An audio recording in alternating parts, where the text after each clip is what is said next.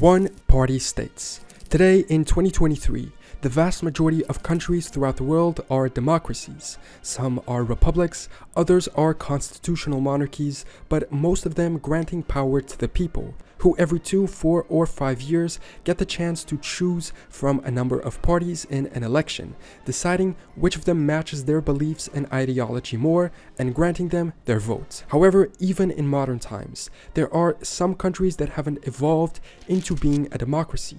They are autocracies, dictatorships, or one-party states.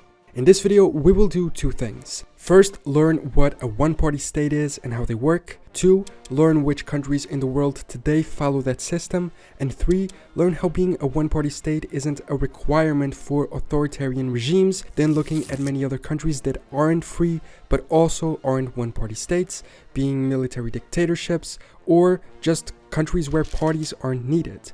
But we'll get to that in a minute. So what is a one-party state? The first historical one-party system is said to have existed in 1913 in the Ottoman Empire, where a movement called the Committee of Union and Progress executed a coup and became the ruling party. A one-party state or single-party system is a type of sovereign state in which only one political party has the right to form government. All other parties are either outlawed or allowed to take only a limited and controlled participation in elections. Sometimes the term de facto one-party state is used to describe a dominant party system that, unlike the one-party states, allows democratic multi-party elections, but the existing practices or balance of power effectively prevent the opposition from ever winning those elections, with those being conditioned or all-out faked to grant the same party victory.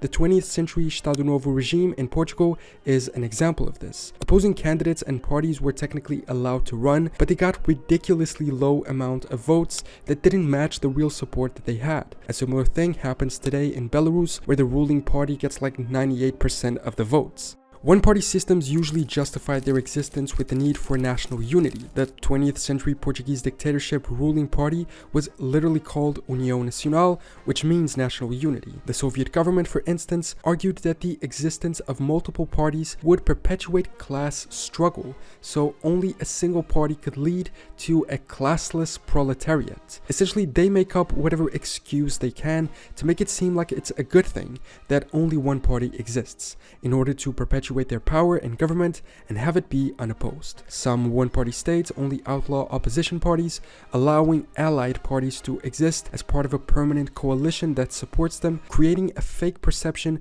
of a choice for the voter and outside viewers. Other states are at least honest and outlaw all other parties and make it so that membership of the one party is a prerequisite for holding public office.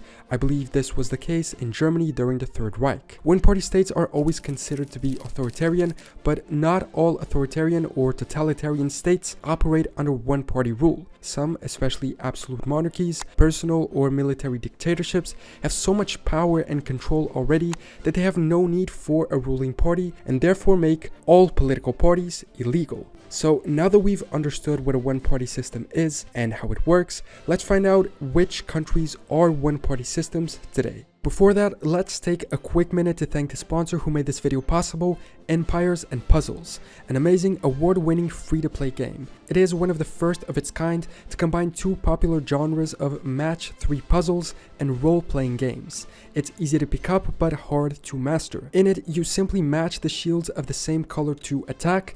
The more you match, the stronger the attacks. The game follows the story of a kingdom in need of saving.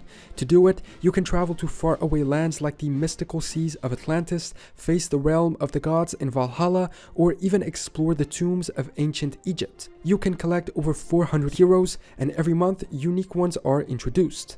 After victories, use your spoils to grow your empire by leveling up your food and iron production, craft useful battle items, train your troops, or even summon more heroes. The game is closing in on its 6th-year anniversary, and it's loved by millions of players. This means tons of content to explore, continuous updates, including weekly events, themed challenges, and constant feature rollouts. If you want to join these millions of players and try out the game yourself, you can download it on your Android or iOS device today. And now, back to the video. Technically, and if we follow the strict definitions I just mentioned, there are only 7 countries in the world that are one-party states: China, Cuba, Eritrea, Laos, North Korea, Sahrawi, and Vietnam. All of these being led by a self-proclaimed communist party, with the exception of Eritrea and Sahrawi, which have their own nationalist movements. They've all been around for a good amount of years. North Korea's is the most lasting one since 1945, then China since 1954, Cuba since 1961, Laos 75, Vietnam and Sahrawi 76, and Eritrea being the youngest since 1993. Most of these were implemented after some type of war or revolution, justifying the existence of a single party with the triumph of one supposed ideology over another, and or the need for stability after a troubled period. After all, the etymology of the word dictatorship shows us this. It comes from the Latin word dictator, which in the Roman Republic designed a temporary magistrate who was granted extraordinary powers in order to deal with state crisis. However, this is a severely limiting definition because it makes it seem that only one-party states are dictatorships, and this is not at all the case. There are, sadly, not only 7 dictatorships in the world today. There are a lot more. Authoritarian regimes can, as we also saw earlier, have fake elections and multiple parties that may exist on paper but are severely conditioned and prevented from ever winning an election. And so, in order to get a real view of the list of countries that aren't democracies, we need to include both the de facto one-party states, even when that technically isn't the case, and also other dictatorships that don't even use political parties for their system of government. According to the FreedomHouse ranking for 2022, almost 1/3 of countries worldwide are not free, 56 countries in total. And this percentage rises more in specific regions. In the Middle East, 77% of countries aren't free, 67% in Eurasia, 44% in Africa, 23% in Asia Pacific, 11% in the Americas, and 2% in Europe. In this map on page 20 of the report, we can see in purple which countries these are. In orange are the partly free countries, and in green the fully free. If you guys want, I can do a full video on the FreedomHouse ranking with the most and least free countries in detail. For instance, it's very interesting how Mongolia is the one green and free country in the middle of all these Asian autocracies. But we can see how dictatorships aren't at all exclusive to those one-party states. Countries like Russia, Belarus, Venezuela, Saudi Arabia, all of Central Asia, and so many others in Africa are considered not to be free.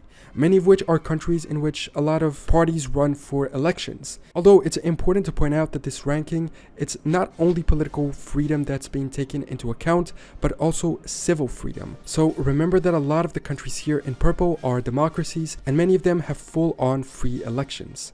So if these not free countries aren't one-party states, then what are they? This map shows us the current monarchies that still exist today. In red are the ones that we need to know, the absolute monarchies, where either a single party or just the royal family and its circle rule the country. There's only 4 worldwide: Saudi Arabia, Oman, Brunei, and Eswatini. Oh, and the Vatican, although the Vatican is a special case and kind of elective, so it doesn't really count here.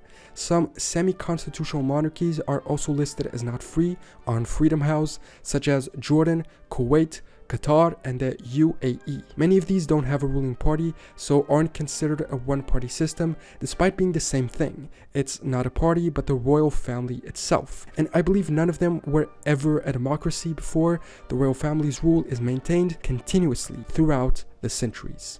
Other cases where the ruling party doesn't exist and is simply replaced by another single faction or military dictatorships. These sometimes transition into one-party systems. I couldn't find the most updated data for this, but as of 2021, a few countries in the world were still under this regime, such as Mali, Sudan, or Myanmar. These usually take place after a revolution against whatever system existed before, be it a democracy or a monarchy, or even another military dictatorship. One cool historical example is 1653 England, when Cromwell ruled the country as Lord Protector with the help of the army.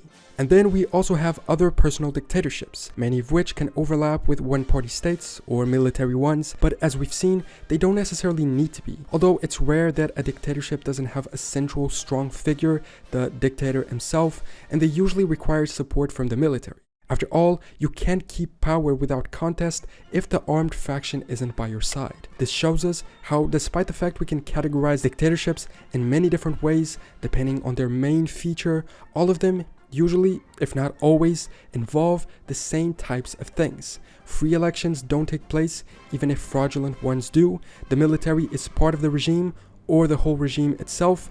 A strong figure takes the role of dictator, whether he is replaced at the end of his life, or whether the regime changes upon their death. I couldn't find specific information about the remaining dictatorships in the world and what their main feature is, but we can conclude that they are a combination of these three factors, regardless of which is the main one. Also important to, again, remember how some of the states listed as not free are listed this way because of their lack of civil liberties, with political freedom existing in many cases. So that is a quick summarization of what a one-party state is, how they work, and how they are always present in dictatorships, but how dictatorships can technically exist without them. Then allowing us to learn which countries in the world are not politically free, be it because they are one-party states on paper, military dictatorships, or absolute monarchies, or just plain dictatorships with a strong figure as the leader. Then understanding how lack of free elections, military support, and a one dictator are common traits in all states that aren't politically free, and therefore concluding that a one-party state definition is a technical one, which, if followed strictly, provides a short-sighted view of the lack of political freedom in many countries that do have more than one party, but where one party or faction still controls all the power and represses others that contest it. Thanks so much for watching this video. Leave a comment below with your opinions about this and any corrections or additional information you may have. Are any of the countries listed as not free actually free, and which other main dictatorships did I not mention? Subscribe if you want to catch future videos, and I will see you next time for more general knowledge.